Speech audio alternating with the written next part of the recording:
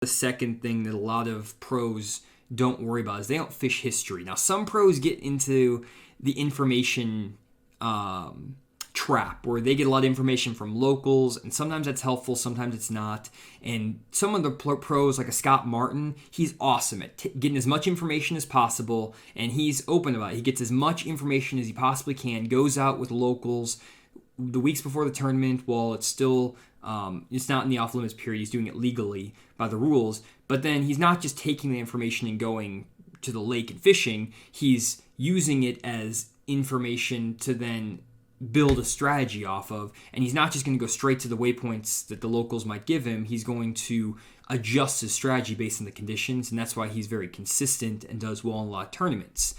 But a lot of pros, they'll just get information from guys and they'll just go fish the waypoints, and they don't know why they're not catching them, especially guys in opens and stuff like that.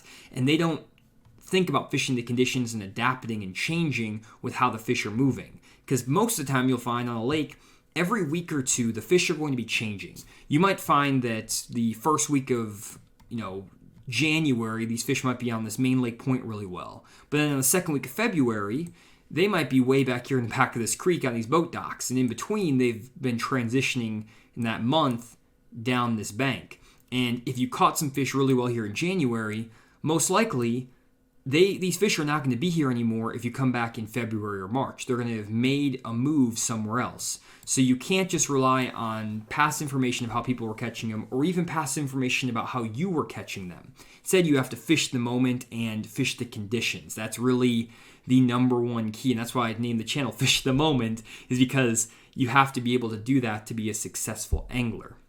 Now, doing that is, again, a lot easier said than done, and what I always try to do is, if I'm going to the lake and I have some sort of game plan where I'm catching fish, and I know that I caught them, let's say, last year, throwing a crankbait, a rock crawler crankbait on some 45-degree chunk rock banks. Maybe there's 45-degree chunk rock bank here. And I knew I caught him here last year, and the conditions are the same, weather is the same, water temperature is the same. Most of the time, if I find that's the case, I'll probably give this a good 2 hours of my day. I'll spend 2 hours fishing this pattern to see if I can make it work, because I did it in the past. And I'll kind of ignore my 45-minute rule. I'll spend 2 hours checking it. But if I don't get bit within 2 hours, I'm going to start making some adjustments, whether that's moving further back in the creeks, whether that's moving to a little bit steeper bank. Maybe I need to throw a jig on these banks as opposed to throwing a crankbait. Bait change can be something that's important. Or maybe I have to start going completely, different and going offshore. And that's one thing that I really like to do to avoid fishing history, especially when I'm going to a lake where I have a lot of history.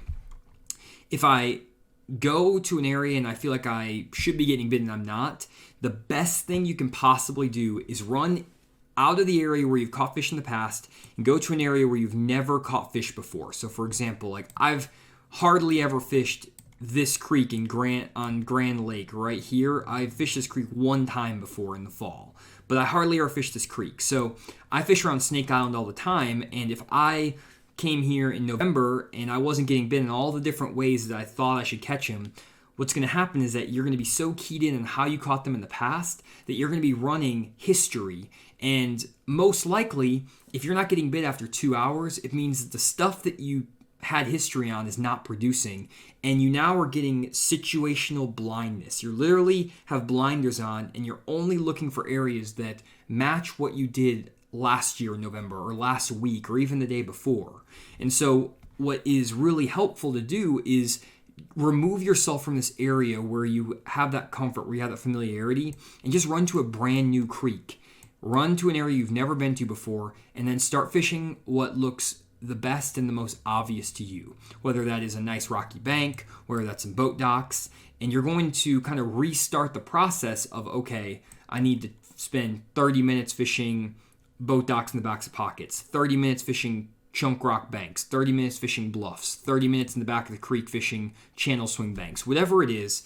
And at some point, you're going to run into those fish again because you're now opening your mind and you're letting all of the elements, the nature, the fish, you're letting them tell you what to do.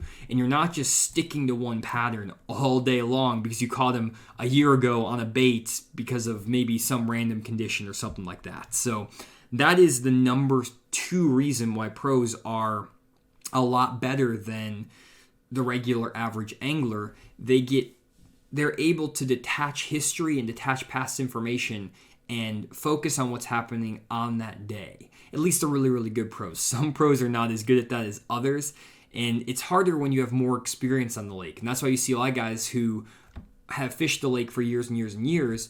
They struggle, especially guys who fished, maybe it was their home lake 15 or 20 years ago. They have all these spots that they used to catch them on 15 years ago, but a lot of those spots aren't that good anymore. And really the only way to utilize that experience effectively is if you've gone back in the last month or 2 months, spent some time on the lake, and determine what's good, what's bad. That's usually how it works, and that's what most of the pros are doing anyways. They get the practice time. So you don't usually see guys have a huge home field advantage unless they're like a super good angler who can also adjust. So like, for example, Jason Christie on Grand Lake.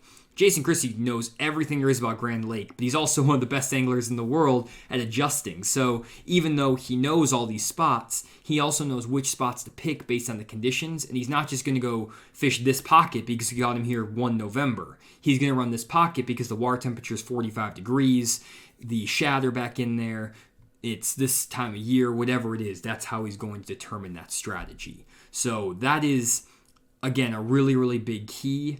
It's the using your information that you've had in the past to help guide your approach, but you don't necessarily need to use it to dictate exactly what you're going to do.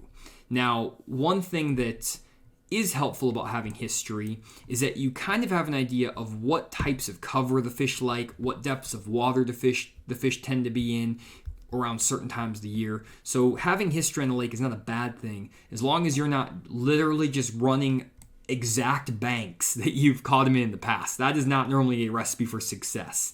Most of the time, what you need to do is have that open mind and fish the banks that are the most that set up the best for that fishing day, not the ones that you fished in the past. Hopefully that makes sense.